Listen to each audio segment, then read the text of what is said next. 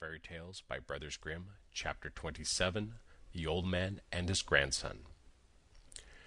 There once was a very old man, whose eyes had become dim, his ears dull of hearing, his knees trembled, and when he sat at the table he could hardly hold the spoon, and spilt the broth upon the tablecloth, or let it run out of his mouth.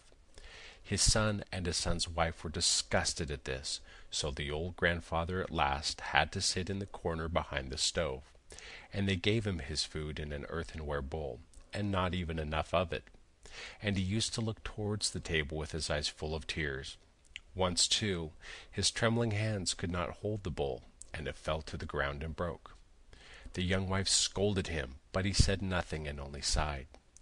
Then they brought him a wooden bowl for a few halfpence, out of which he had to eat. They were once sitting thus when the little grandson of 4 years old began to gather together some bits of wood upon the ground.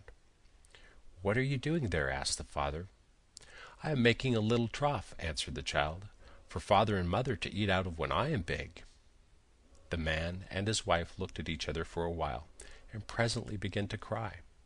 Then they took the old grandfather to the table, and henceforth always let him eat with them, and likewise said nothing if he did spill a little of anything.